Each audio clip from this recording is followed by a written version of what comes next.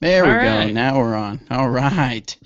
All right, we should be live here for everybody watching the YouTube channel. Thanks for tuning in to the Disc Golf Answer Man YouTube live broadcast. Just in case this is your first time ever tuning into the YouTube live broadcast, this is actually our 39th episode doing a podcast called the Disc Golf Answer Man. And me and Eric started back in July, and we do it for iTunes and Stitcher, and just on our website, discgolfanswerman.com, you can listen to audio versions of the show. And then about, 4 weeks ago, maybe? Four or five. 4 or 5 weeks ago, we decided, let's kind of mix it up and put it on YouTube and do it live. So actually what you're watching is a live recording, or you're watching us live, and we're recording it for the show. And so there are certain things that you won't see here on the YouTube live broadcast. You'll actually have to listen to the actual audio podcast to get some of the stuff like interviews that I do while I'm out on the field and things like that. So. And to see our Bomb Man shirts. Oh yeah, you want to see today's Bomb Man Day? Bomb Man Day. Anyway, explosion. So, all right. Well, Eric, if you're ready, you want to go ahead and start the recording for the podcast? Yeah. All right. Let's do it. All right, everybody. Welcome to this episode of the Disc Golf Answer Man. I'm Bobby Cool Daddy Slick Breeze, and I have with me Eric Aromatic. Oh, I thought you were going to go with the Enforcer. Oh, man, I should have said that. Oh, let's start over. Ready? And I have with me Eric the Enforcer. All right. McCabe. Nice. We'll talk about these here in a minute. So, anyway, let's see. That got me off track what we were doing. All right. So we are here with the episode number 39. That's awesome. 39 Amazing. episodes. So really awesome. So we've got a bunch of questions and then some adventures that we've been on. Mm-hmm. So let's start with me. I just got back from Bowling Green, Kentucky for the Bowling Green Amateur Championships. That was your first year there. That was my right? first year there, and it was awesome. Yeah, it's I'm a great so experience. glad I went. Unbelievable how many players. How many players were there? Almost 700. 700. Like 692 or 97, Wow. something like that. That's amazing. And not to mention there was some. I saw some pros. Yep. That came out and did some clinics, and you can definitely look for me to be there next year. Oh yeah, we need to have you there for sure. But I didn't do I didn't film the tournament or anything like that. I basically helped out Rusco, and then I did do some filming of the Fly Mart and took a bunch of pictures of the RV and stuff like that. But I had a good time talking to people that came out there.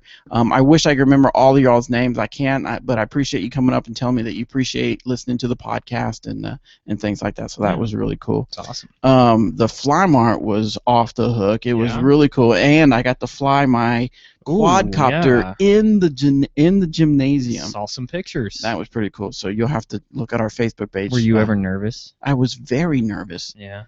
A couple times when I took off, I had to actually hurry up and have it go down and grab it because I thought it was going to fly away. Yeah. I got nervous. So. That's scary if it would just fly away. I've actually seen or read stories where people, I've read something about the that. GPS where it will just goes. Yeah, just start flying away. I don't know what it is. So anyway, so that was really cool.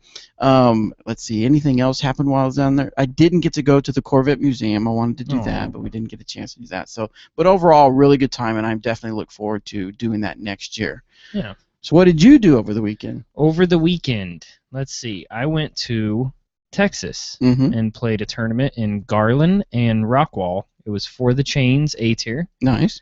It was a pretty good time. They had a lot of money added to this event. Yeah. The weather was about what you can expect, I guess, this time of year. It was very, very, very windy and humid. It was like 85 degrees on Saturday, so it was muggy, humid. Just wind was just crazy howling. And then come Sunday, it was raining. Yeah.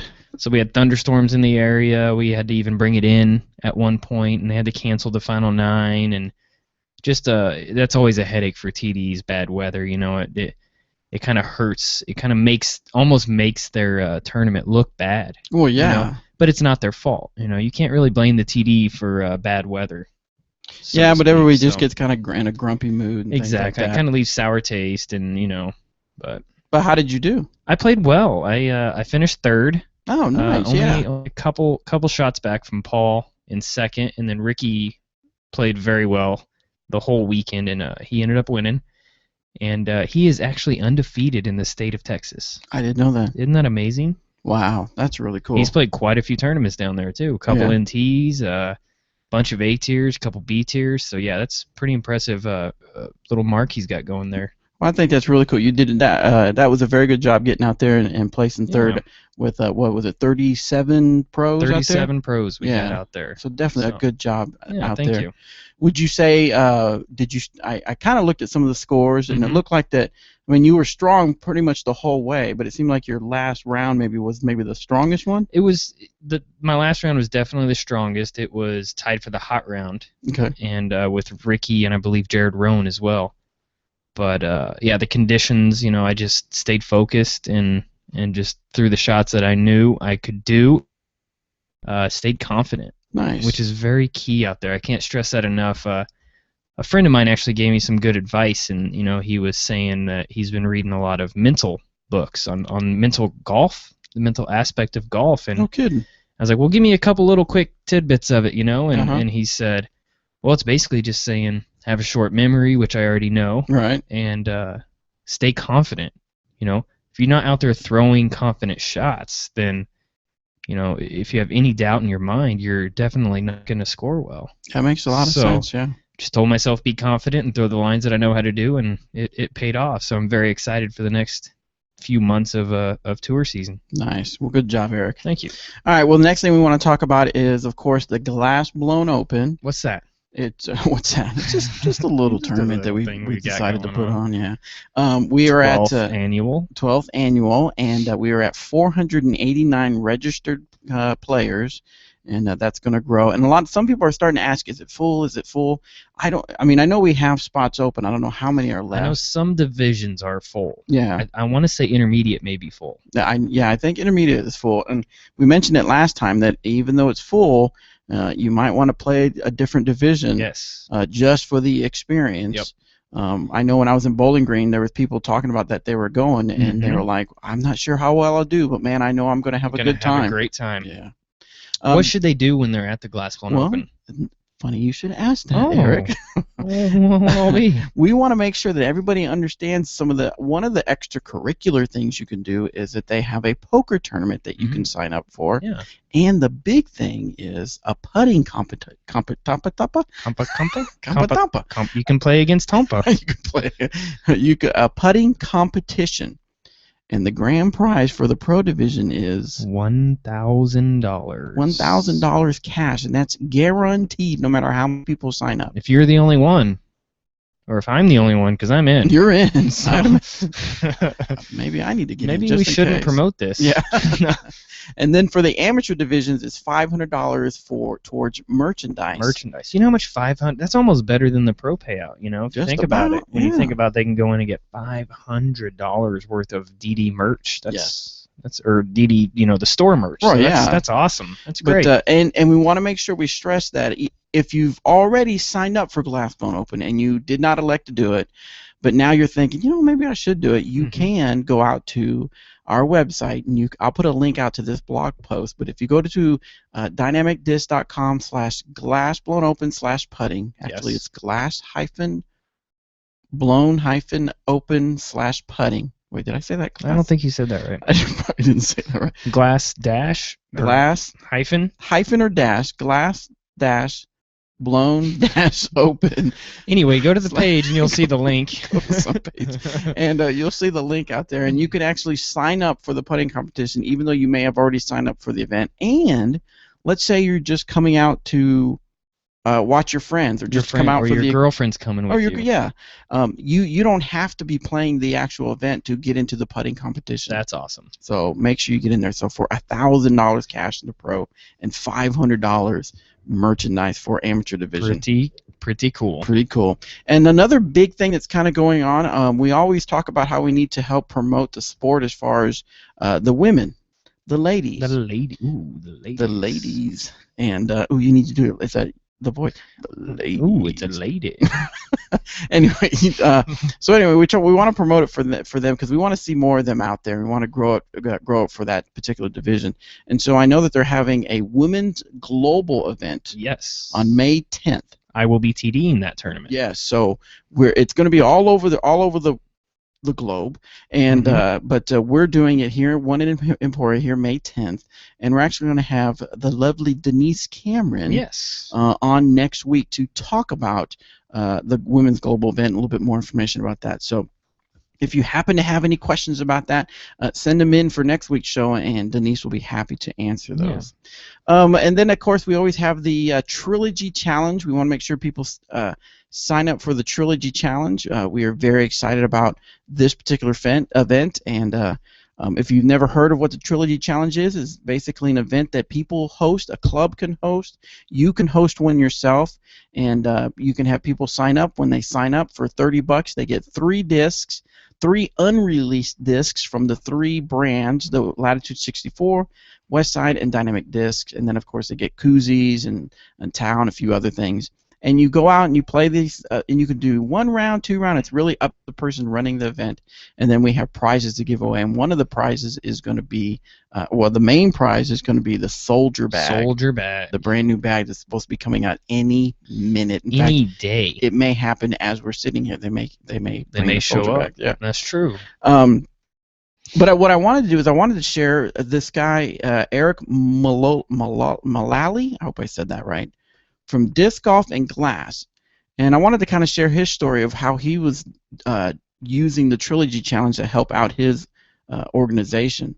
And he's out of his is going to be at Moore Park in Klamath Falls, Oregon. Did I say that right? Klamath? Sounds right. Yeah. I don't know. He says, I'm hosting my Trilogy Challenge to help raise money for our local courses, along with encouraging new people to come out and play.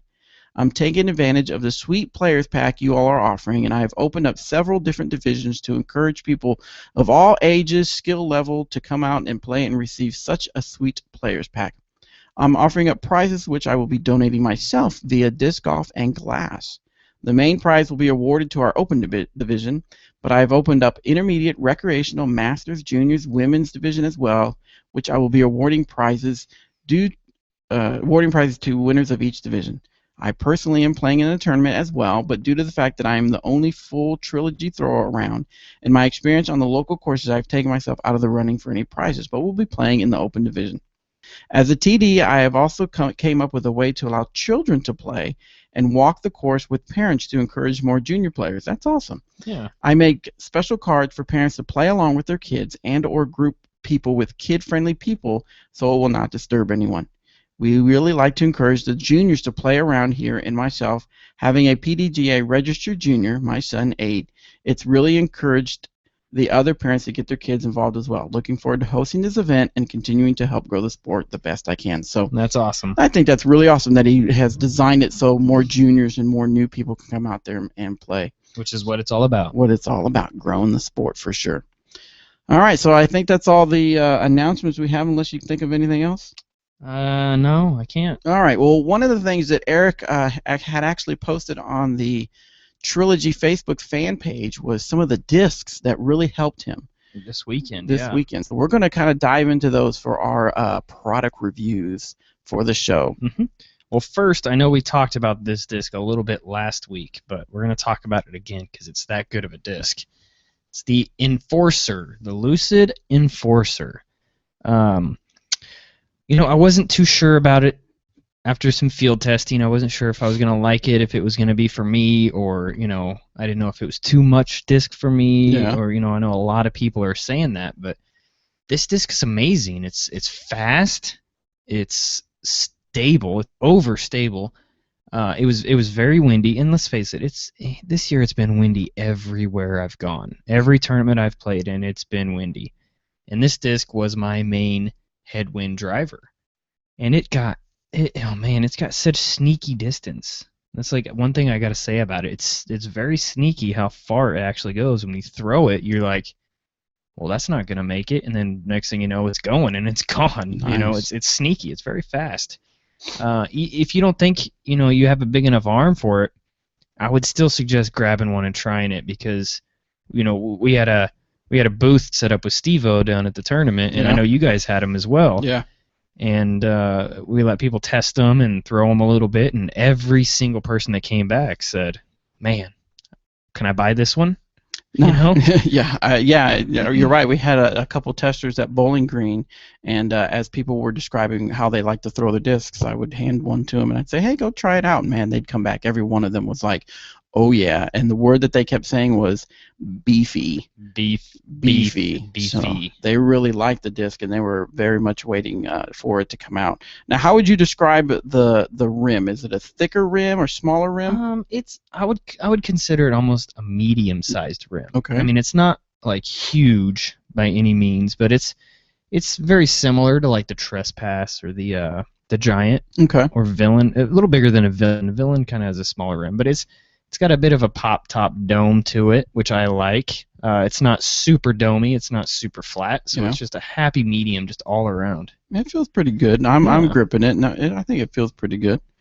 And great forehand disc if you're a massive four-handed player, and you like to really throw something over stable and just really put a lot of power and rip onto it.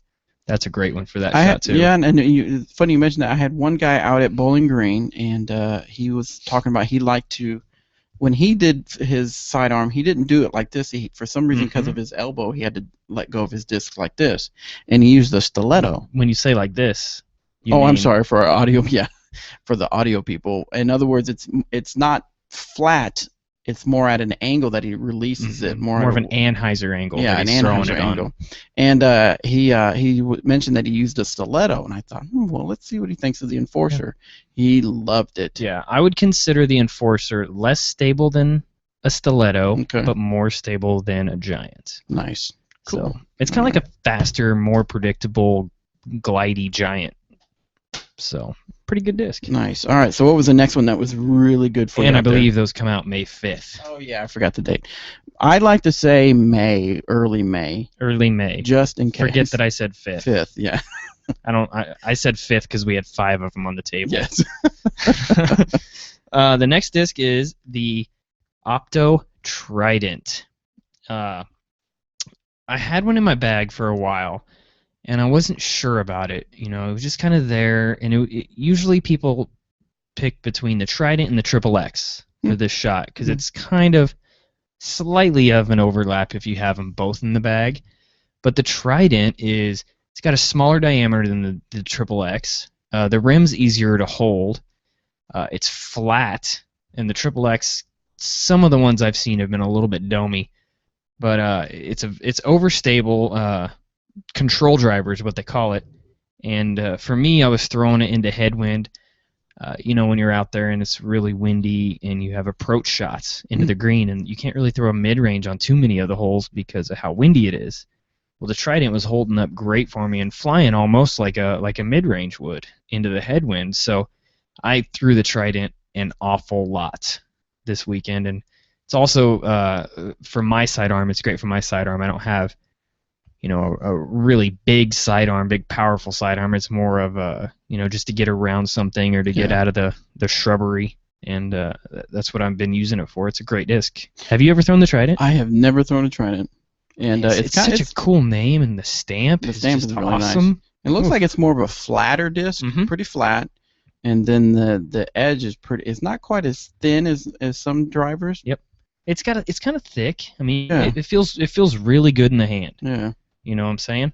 So I recommend grabbing a Trident if you haven't already. And if you're a Triple X thrower, I would give the Trident a try, because for me, the way I've been throwing them, it's a slightly faster and it goes a little further than the Triple X. So nice. All right. That could just be me, but. And then the next disc. This was mostly downwind and crosswinds, but never to headwind. What disc do you think it was, people? What? Take a guess. If you were to take a guess, one what guess disc was the disc that Eric McCabe just knew he had to have? Let's take a look. Probably the Truth. Oh, that's the Truth. That's right. The Lucid Truth is the one that I was. Oh, I'm sorry. Yeah, this is more his. He likes the Lucid my Truth style. Right. The Truth is great in all the plastics that it comes out in. We've also got newly, I believe a month or two ago now, the Fusion came out. Yes. And they're a little flatter than the Lucid runs, and the Fusion line seems to be a little bit less stable than the Lucid. Yeah, that was one thing that some people asked out in Bowling Green was what is the difference in the stability for the plastics. Usually it's not too much of a difference. It's usually, whatever feels better plastic-wise that you like. But I have definitely noticed that the Lucid Truths have been the most overstable. And there was a few holes that were pretty good headwind, not too long, like right around 280 to 300. And it was a pretty decent headwind. And I could throw the Truth out there with a Hyzer, and it would flip up and ride and come back at the end. And something you got to remember when you're playing into a headwind is don't throw it as hard as you can. Okay. People think, oh, it's a headwind, I got to put a lot of power behind this and smash it. Well, that's not the case. Nice and easy releases, nice and easy throws into a headwind, and the disc will flip up and ride. And typically come back. When you put a lot of power on it, all it's going to do is force it over into the ground. So something to keep in mind when you're out there playing in a headwind is don't throw it as hard as you can. I gotta admit, that would have been my thought, is throw it as hard as you can because it's so windy. Yeah, it's exactly what you think, but no, it's definitely not the case. You don't want to throw them as hard as you can. Tone back, maybe 70 to 80%, and see if that works out. Cool. All right, people. So the Truth, the Enforcer, the Trident, and the Truth really helped Eric out there in those winds and out there at those courses. So they sure did. Check those discs out if you don't already have those in your bag. Which you should. I mean, you do. I'm sure you do. Yeah, you do. They do. Yeah, everybody does. And if they don't, they should. All right, cool. So that's all we got for products. So we're going to hop right into the questions. All right. And just in case you, like I said, if it's your first time listening or first time tuning in on YouTube, remember you can go to discgolfanswerman.com, and toward the top you can click the button that says Ask Your Disc Golf Questions. Send your questions in, and Eric McCabe will answer them here on the show. Or if you want to ask me a question about producing videos or media or anything like that, send those questions in as well. And even your disc golf questions. I don't get to play a lot, but I do play a little bit, and if you're kind of a beginner, want to know maybe a beginner's perspective, just ask away. All right, so the first one is from Trace, and Trace says, I've noticed you guys are pretty positive about any disc that you talk about. Yeah. I like to be a positive guy. Have you ever thrown a disc that you felt was just a bad disc? I know you're one of the nicest guy in disc golf, EMAC, but come on. Let loose. Be mean. Grr. Well, personally, no, I try not to talk bad about any disc, because if it's a disc, just because it's not good for me doesn't mean it's not a great disc for somebody else at another skill level. Like, for instance, the Diamond is a great example. Yeah. The Diamond will never be in my bag. I mean, it's just honest, because it's a very understable disc, more beginner friendly. So it's geared more toward beginners and ladies and children that are up and comers. So for me, that disc will never be in the bag. But yeah, I try to stay positive on every disc. Now, if you want a bad disc, maybe, I don't know, an Epic. I never really liked the Epic. Yeah.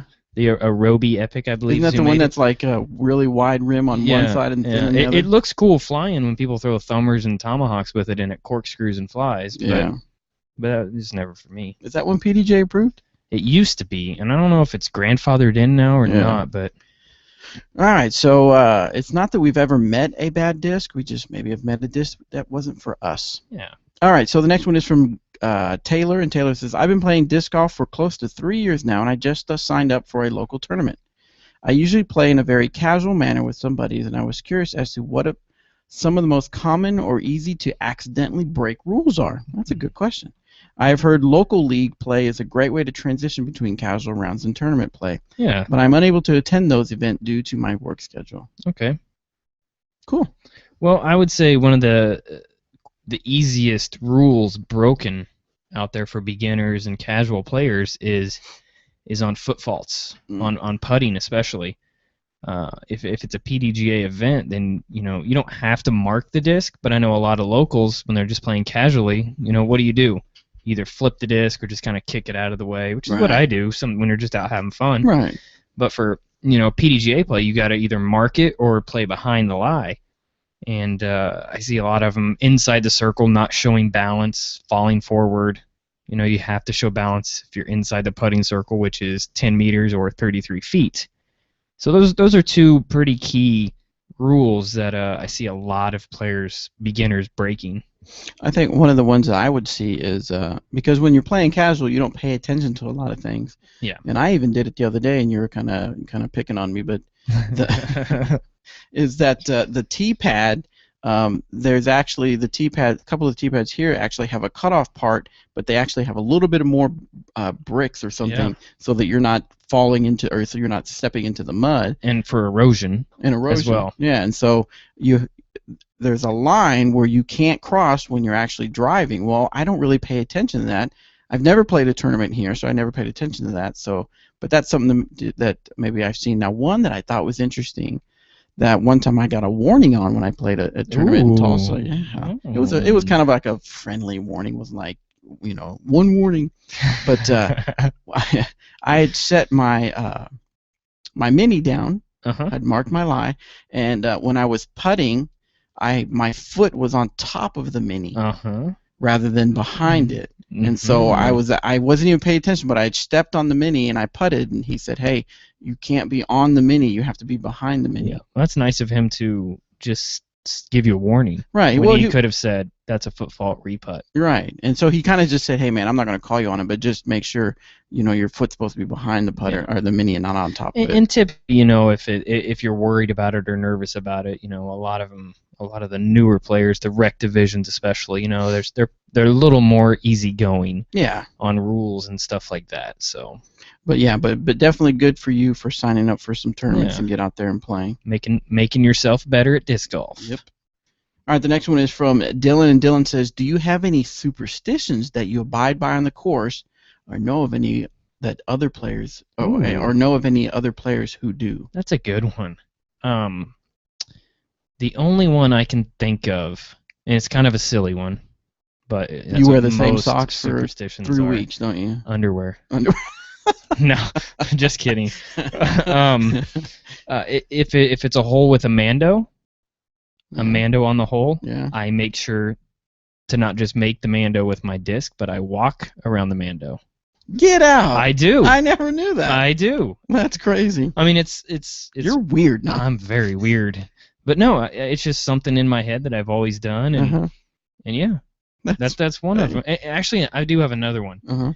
If I'm putting out, I will never walk in between the lie of somebody else's and the basket. That's something I do. And that's just out of mainly respect. It's not really superstition, but it's just out of respect. And I know a lot of golfers, you don't walk in their lie. Right. So I just, abide by that. And if I have a long putt that I make and get it, I'll walk straight back to where I was. I won't walk around. I just don't like to walk in other people's lie. How funny. Cool. All right. The next one is from Eddie, and Eddie says, "Hi, guys. I was getting pretty good over driving most holes, accurate approaches, decent putting. But suddenly, however, I'm now the worst player on the course. People tell me things like, 'Oh, you'll get power in time.' That's not my problem. I had power. Now it's gone. I never hit birdie putts anymore, no matter how close I get. And as a result, I have no go-to disc because I don't trust anything in the bag. I've tried to start over with the basics. It seems to be working a little. Any tips on overhauling your game?" That's a pretty good question, and kind of a tough one to tackle. It just sounds like more than anything, it's a confidence thing. And you just need to build your confidence back up, and the best way to do that is get out and play leagues and events and a lot of practice time, especially around the putting green. Getting out there and putting. I can't stress that enough. Power is one thing; it'll come and go, but putting is something that you can always do well. Yeah. If you always practice it. And like you said, you probably maybe you had a bad round or a bad day out there, and then all of a sudden you let that stick in your head. Yep. And you got to get over that. Now, one thing I don't remember if he sent in questions before, if he's really brand new or been playing for a while. But I remember when I first started that was always the thing, is that you will get better so much faster playing up. Well, no, what he was saying, what they would say is like you're gonna start out and you're gonna be terrible, and then all of a sudden you're gonna be like improve so much, and then once that happens, and all of a sudden you feel like you go down because the curve of improvement is leveling out, like a plateau. So I don't know if that's happening to him, but It sounds like a lot of confidence issues there, and you just need to be, like I said at the beginning, be confident in your shots. yeah. All right, the next one is from our boy Anthony. All right. All right, and before we answer this question, I'll have to say our little disclaimer. Make sure that you guys understand that any of the opinions said on this show are myself and Eric's, and not necessarily reflects the opinions of Dynamic Discs or anybody else in the company. Yes. You're basically just hearing what we think about it, and I think you'll understand why once I get to the question. This question. All right, so his question is, oh, by the way, send these questions in. Yes, absolutely. Don't be afraid to send these kind of questions in. Make sure you send it in. All right, so he says, what's your opinion on the new Vibram disc, the 420? It sounds like it will be similar to a giant enforcer or stiletto type, but obviously that's not why so many people are talking about it. It's been getting tons of hate because of the name, and its reference to the disc golf being a stoner sport. If you haven't seen it, Steve Dodge posted a video blog discussing why they named it the 420. It's really interesting, and he brings up some good points on how to move past the stoner image. I really recommend people checking it out before giving them too much grief.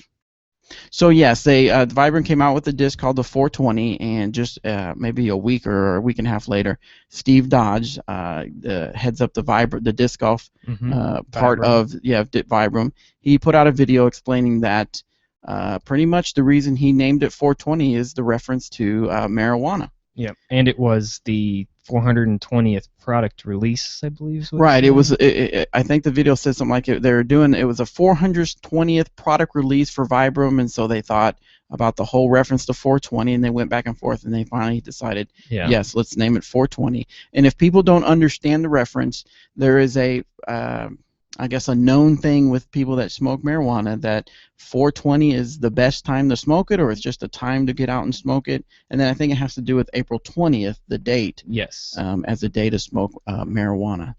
And a few other things, I'm sure. But, yeah. So what are your thoughts, Eric, on naming a disc 420, a reference to smoking marijuana? Well, first off, I got to say, I personally am against it. Mm-hmm. It's not something I would want to promote as my company, and I wouldn't. Yeah, I just wouldn't be supportive of it. That being said, way to go Vibram, because last week nobody knew what Vibram was. Yeah. Honestly, I mean, they had some good discs, some rubber, plastic is what they use. And it is what it is. They decided to come out with it, and look at that, it's PR move. Everybody's talking about Vibram. If it's good or bad, they're still talking about it. Yeah. They got to move that now though, and make all those people talking about it do what? Purchase it into purchasing. Yeah. So for me, I disagree with it. I don't think it's necessarily hurting the sport. I personally think it's hurting Vibram. Mm-hmm. As a company, more so than hurting the sport of disc golf. Right. And we've talked about the whole, probably 5, 6, 7 episodes before, because someone had a question about what are our thoughts on the whole stoner feel. People, the stoners are people who play disc golf. And so my thoughts are, I agree. If we had been sitting around brainstorming ideas at Dynamic Discs, and someone just happened to say, what if we named it 420? My vote would be absolutely no. Yeah. Steve's, one of his defense was that, eventually, marijuana is legal in some states, and eventually he believes, and within the maybe 5 to 10 years, it'll be legal everywhere in the United States. And that's all well and good, but at this point in time, I would have to say that was a poor name choice. Yep. For Vibram to do. Yes, it did create some publicity, and it got people talking. It created a buzz. But what are you going to do with that buzz now? What? No pun intended. Oh, no pun intended. I was like, what are you talking about? Yeah, it created a stir. It created people talking and stuff like that. So, I don't think it was a good idea. Now, whether they'll turn it around and make it a success, maybe they will, maybe they won't. I would like to see, what kind of reactments, whatever, to, them naming that. Like, is he going to have sponsors pull out of his tournaments, or is he going to get more sponsors, or what the case may be. I've seen a few Facebook comments where people said they will now no longer buy Vibram discs. I have seen that as well. Yeah. So we'll have to see what they do with that, if it just kind of blows over and nobody cares anymore and whatnot. So it's crazy out there. All right, we're going to take a quick break because I want to make sure there's sound on here. So bear with us, YouTube people. Yeah, that was one thing that some people asked on. Okay, so there is sound, and I'll edit that. So I just wanted to make sure. Yeah. Okay, sorry about that, folks. Just wanted to do one particular episode. We actually had problems with the audio, so I wanted to make sure it was working. All right, so let's move on to the next question. Next question is from Matt. Matt says, I had a situation where my putter landed on the top of the basket, the very top above the chains, with part of the disc hanging over the edge. The disc was almost balancing there. I know that in itself doesn't count as in, but I didn't retrieve the disc immediately, and someone else in my group putted and made their disc into the chains, which made my disc, which was still balancing on top, fall down and luckily into the basket.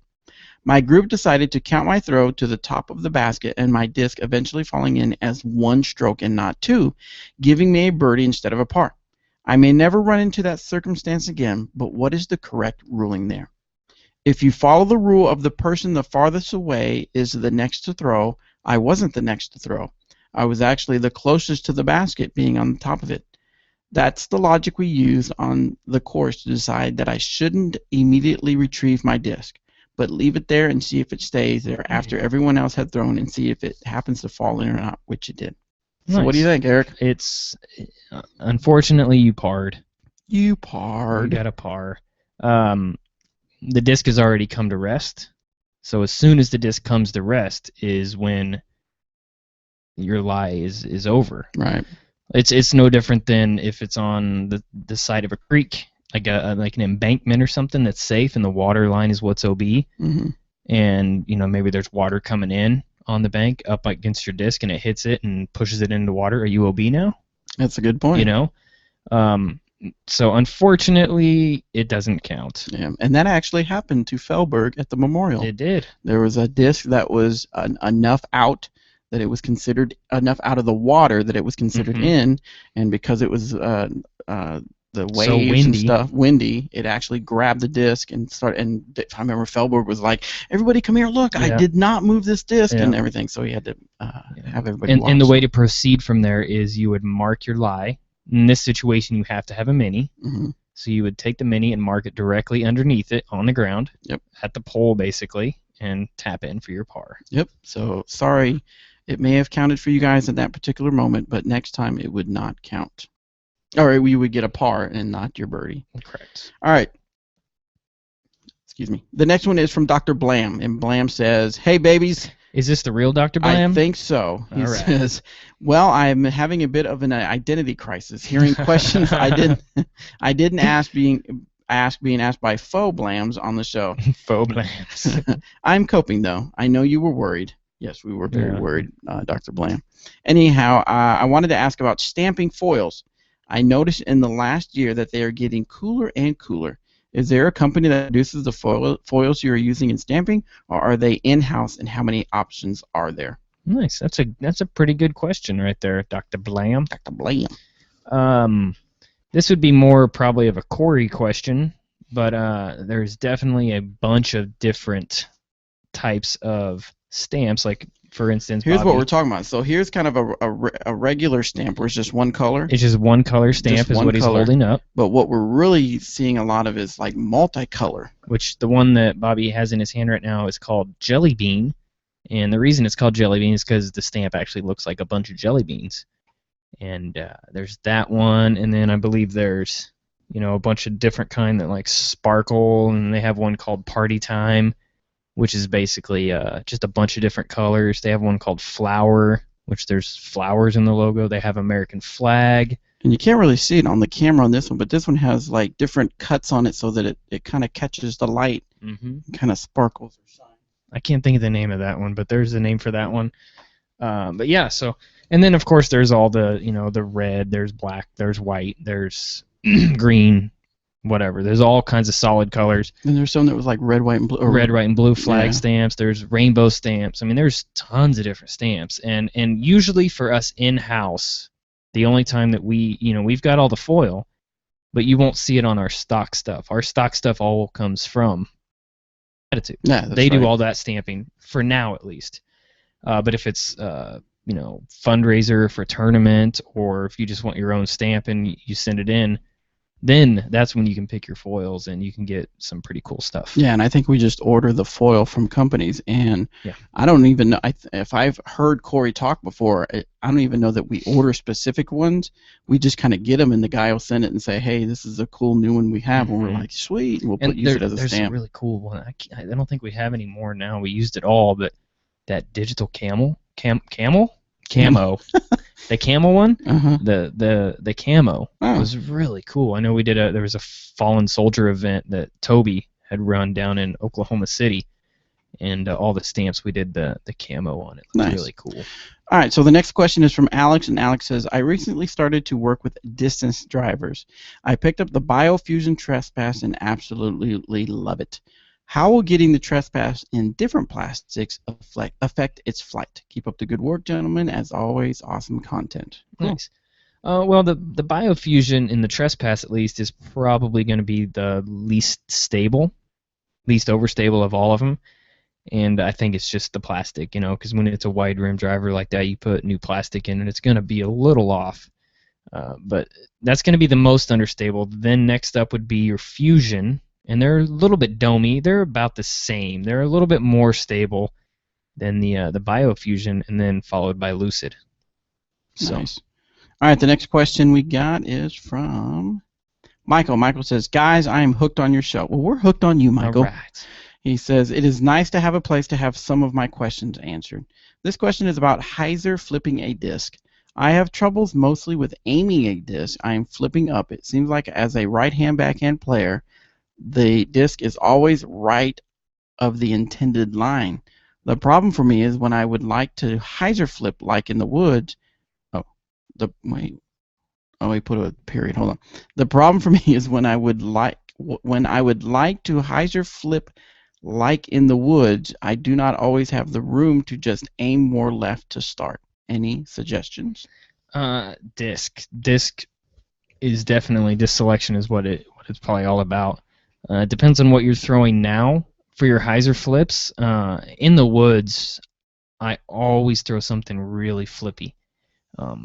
Whether it's my roller disc, like right now I'm rolling a Renegade, so I will throw the Renegade on tunnel shots, like thick woods tunnel shots. Nice Hyzer, and it'll Hyzer up, and usually, depending on how much power you put behind it, will it turn over. But most of the time, it'll just Hyzer up and fly very, very straight. Cool. All right, the next one is from Taro. Taro. And he says, shoes. Nice. What kind of shoes do professional disc golfers generally use in different weather conditions? I myself, playing this game and playing it in Finland, have to tolerate various surfaces depending on the season. Ice, slush, mud, sand, etc. Obviously, I play regardless of the weather. Of course, because you're the Finja. That's why.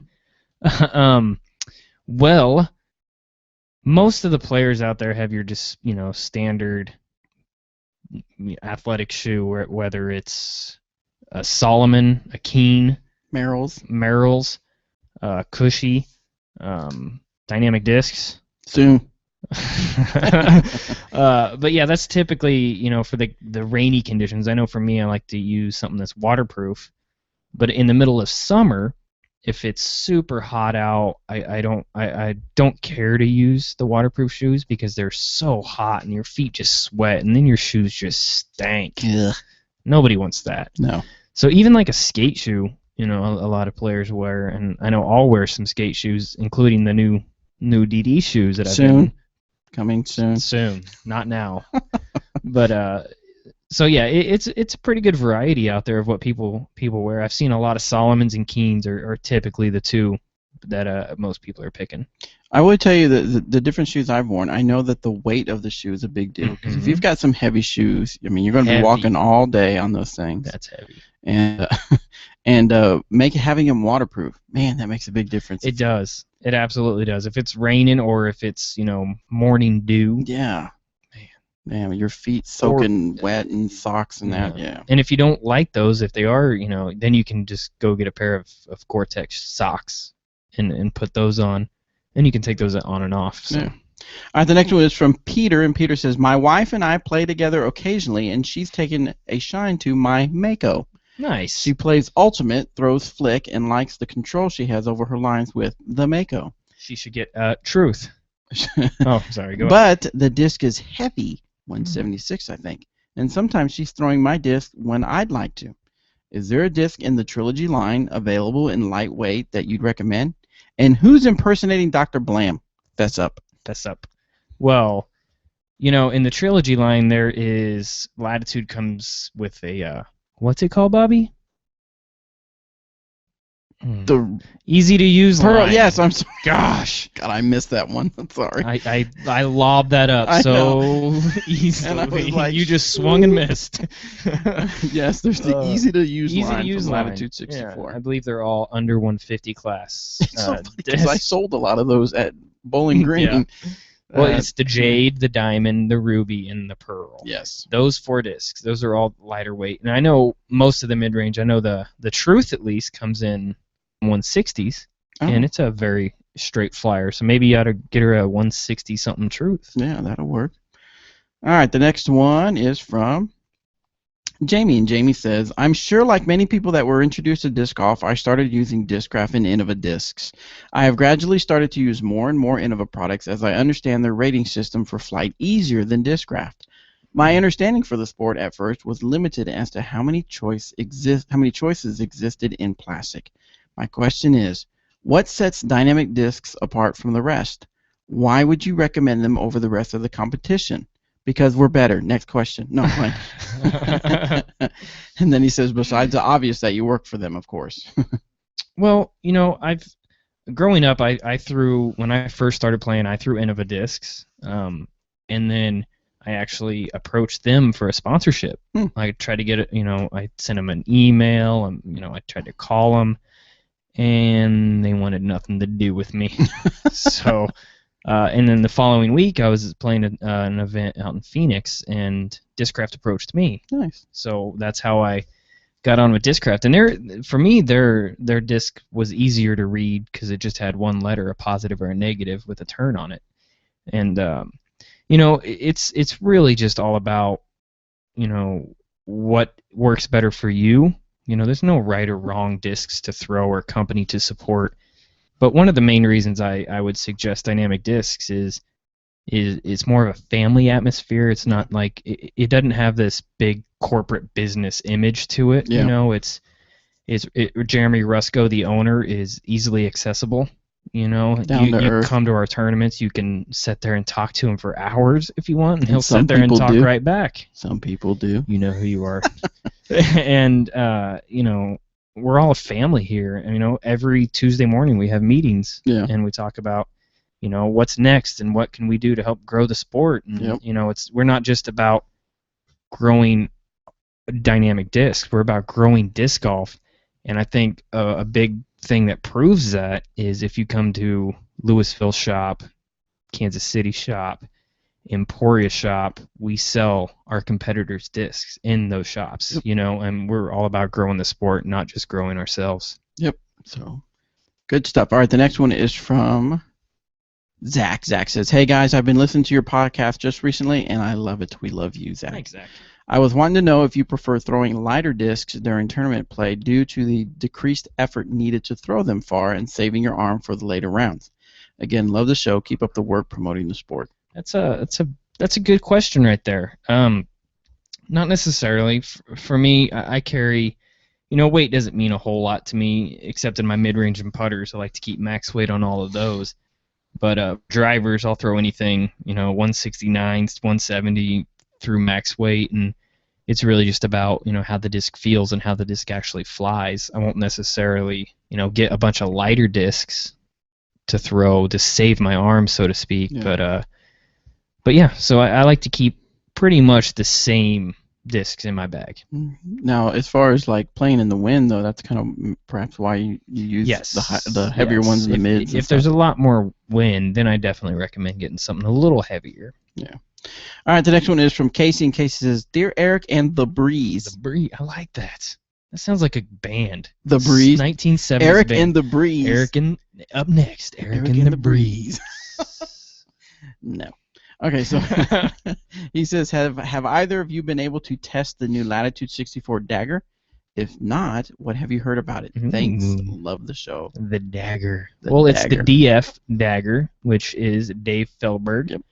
It's a big bead putter.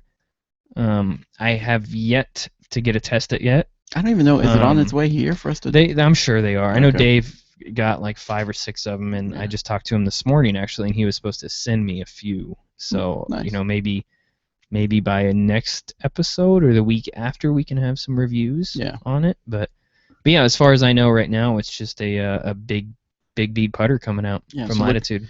Look forward to future episodes where we'll actually have some, and we'll take them out and test them. Yes. All right, the next one is from, he puts his name as CDSB for life. Me too. I am CDSB for life. CDSB. He says, "Congrats on 3rd place, EMAC." Yes, congratulations. Thank you. Would you say that there is a new disc that is contributing to your success this year, or is it just getting more comfortable with your discs? I think it's a combination of both, really. I think a lot of it is the new Enforcer that's out, a disc I can, confidently throw and put a lot of power behind. Mm-hmm. And another part of it is getting comfortable with the discs and being healthy. Because last year I wasn't, completely healthy the whole year. I had some back injuries and a couple other issues going on that kept me from playing. So definitely being more comfortable, healthy, and a handful of new discs, and not to mention some other new discs that are coming out that I'm other new discs thrilled about. Man, this year's gonna be fun. We're gonna talk about them, right? No, okay. Next week. Okay. All right, so the next one is from Jason, and Jason says, "I know you guys are from Dynamic Discs and are sponsored and kind of push those discs, but do you review or mention other discs from other manufacturers like Innova or MVP?" Oh, not necessarily. With Innova or MVP, they do have new discs that come out, and it seems like Innova has new discs coming out constantly. Yeah. And I think if we spent time, doing their discs as well, that's all our show would consist of is new discs coming out. But, like Bobby mentioned, we have players like Paul Macbeth and we've had other sponsored players on the show. Yeah. That they come in and they talk about their discs, and I'm all for that. Yeah. I mean, we're gonna obviously talk up our discs because we're Dynamic Discs. Familiar with these discs. Yes. And it's not that I have anything against any of the other manufacturers, but I'm more familiar with our line of discs, and I don't have necessarily a reason, I guess, to go out and grab the brand new Innova disc to throw it, to test it, to see if I really like it. Right, because it's not going to be in your bag. Yeah. So, but like Eric said, in the past, now it's been quite a while, but we had Paul Macbeth on here, and he answered questions. And when he would refer to discs and things like that, he would talk about his own discs that he throws, his Innovas. And we plan on having more people. It's probably going to be somewhat difficult just because it's the touring season and people are going to be out on the road, and their internet connection might be splotchy,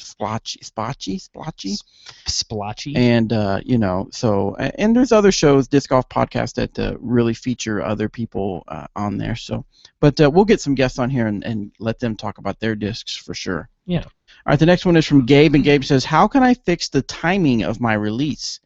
I can consistently throw 350 feet, but I always end up releasing either early or late. Thanks for the show. Look forward to it every week." Nice. Well, it's, all about a consistent pull through. Okay. When you're bringing it through, or the grip that you have on the disc. I know, for instance, Denise has been doing, what I've asked her to do is get out there with a video camera. Yep. She takes her camera, her phone out there, and just films it, and then slows it down and watches it. And we noticed that, she had trouble hyzering discs, and her release was always early or late. Well, it's because she was pulling through so high. I mean, she was pulling through almost at her neck, and you don't see it at full speed. Right. When you slow it down, you can really see it. So she was pulling through. So if you imagine pulling a disc through, above your chest, almost neck high, how hard is it to get a hyzer on that? Mm-hmm. And if you're throwing some understable discs and you want more distance, you're going to need to throw something a little less stable. Cool. So you're going to want to bring the disc down a little bit. Remember, you want to go right across the chest, as close to you as possible.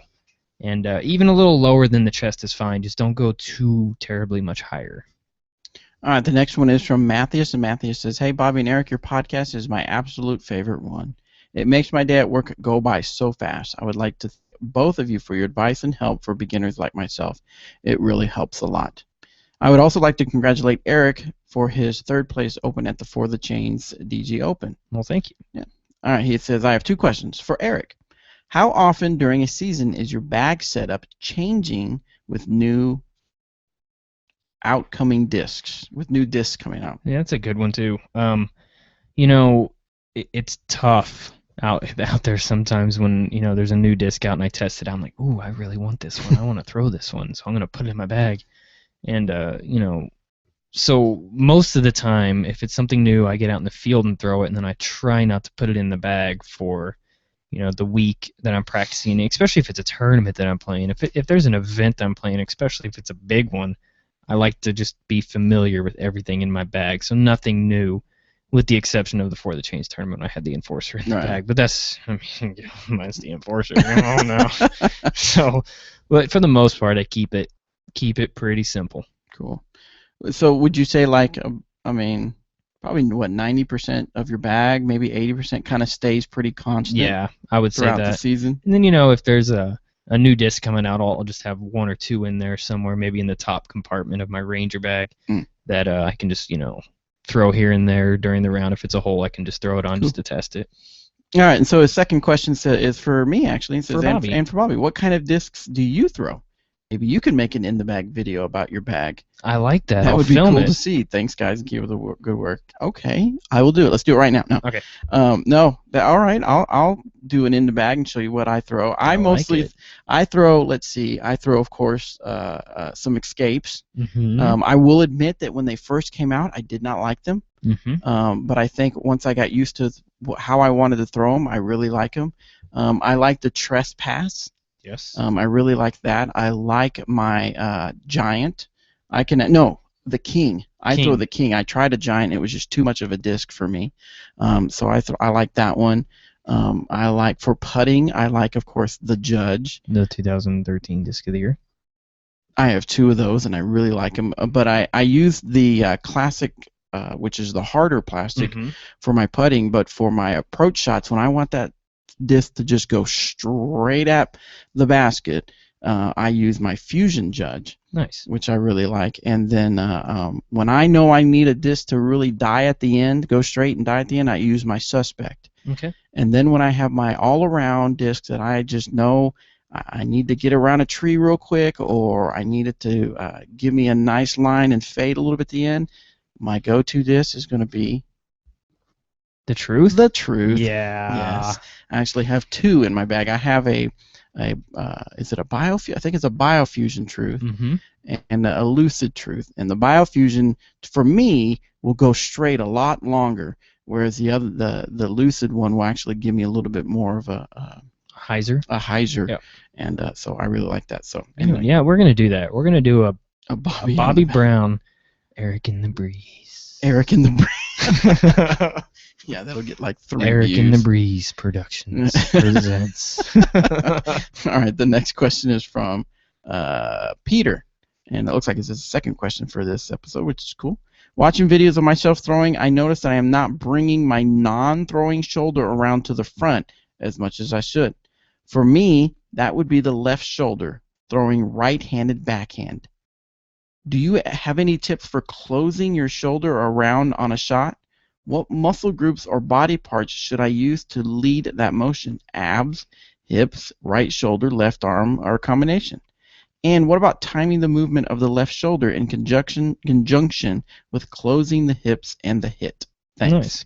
Nice. Well, definitely good for you for putting a video together and Yeah. watching it and critiquing it and making sure that you know what you're doing. And step 1 is done. Step 2, you've noticed the problem. You're not bringing your shoulder through your left shoulder, which means you're not following through. Oh. You know, and a good motion for that would be your hips, bringing your hips through.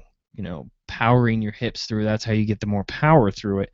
And then the rest of the body will come through. It sounds like right now what you're doing is using all arm. You're all arm on it, and your chest is probably out a little bit more, and so you're not following through with your other shoulder, which for me, I like to bring my other arm all the way through and then continue to follow through and continue to spin almost. So remember, bringing your hips through is very key. Cool.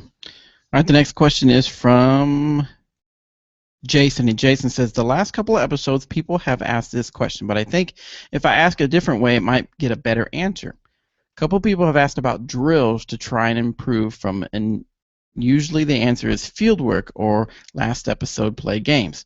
I think most of us would like it broken down just a bit more. Like in golf, you have drills and positions for your club that keeps your head down or your club level at the top. Wow, you used really shorthand on this. At the top, your backswing or bring your hips through. Would there be any good drills for working on form during the show, such as grip, disc angle, arm position, shifting your weight, etc.? Thanks, by the way, love the show. Nice. Well, as far as drills go, there's not, a set base of actual drills to go out and work on. Maybe there should be. Maybe we should put together a drills video, on working on your game.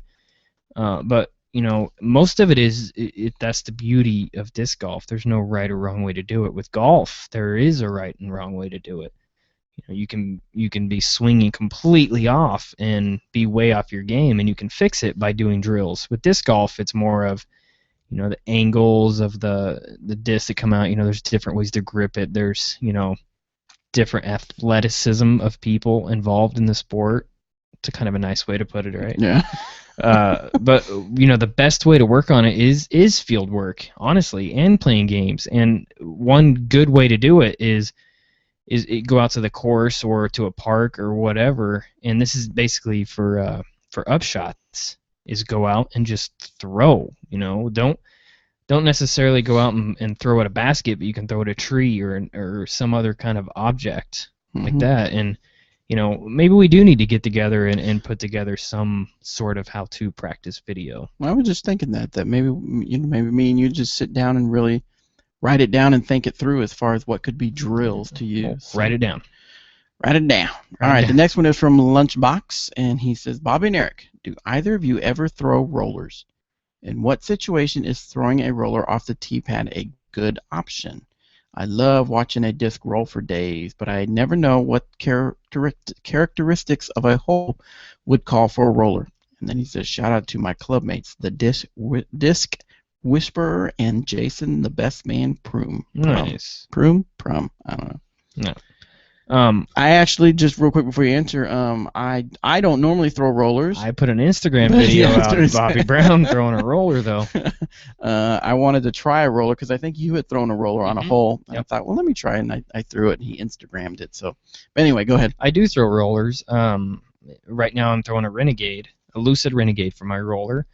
Disc selection is not key necessarily in this. I know Jeremy Kindy, one of our guys here, he rolls a Triple X or a Stiletto, something super beefy, but all of his rollers are sidearm rollers, so you can throw something a little more stable and put it down a lot faster. And it's going to, the more stable it is, the longer it's going to stay up, the more power and speed you put on that disc.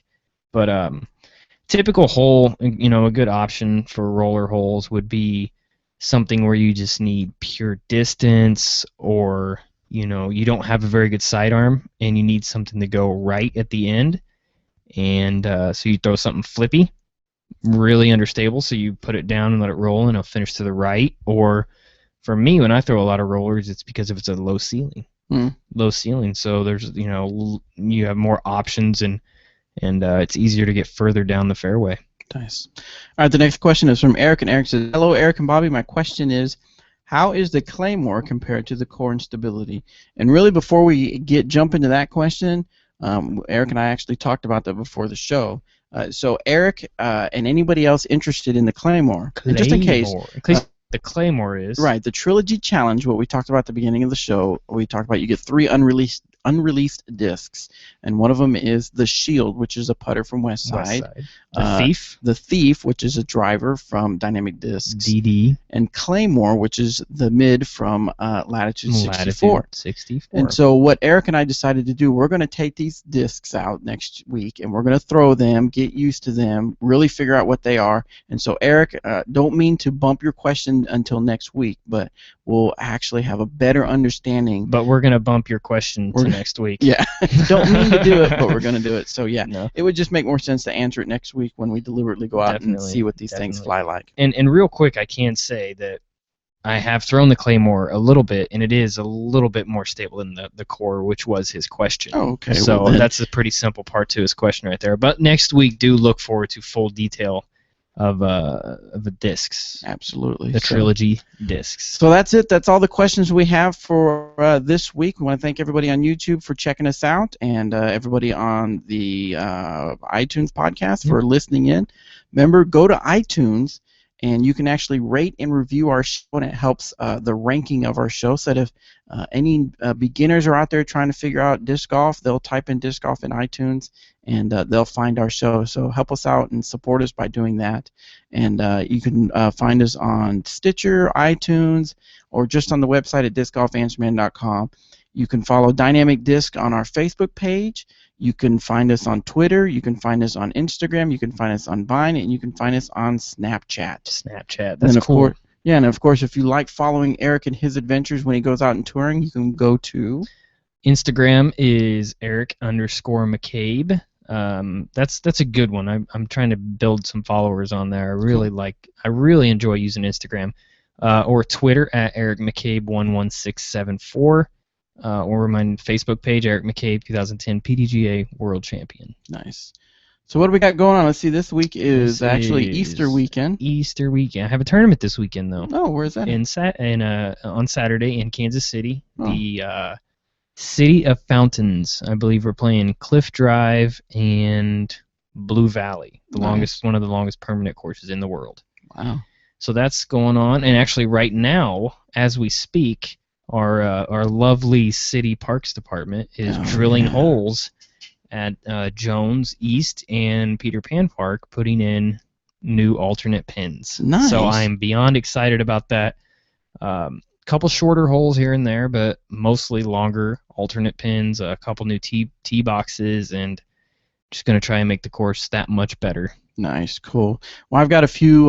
There's a few disc reviews that we filmed a while back that I want to hurry up and get. I need to do the finishing touches and get those out, and then we need to get out there and do some more filming of discs. And but for the weekend, pretty much going to spend time with family. Nice. I haven't seen my wife for about a week and a half now. Mm-hmm. So I'm going to go out there. Fun. Yeah, it's not fun. So I'm going to go out there and see her and the grandkids and have some fun over the weekend. So, nice. All right, guys. Well, again, thanks for listening, and we will see you next week. Have a good one.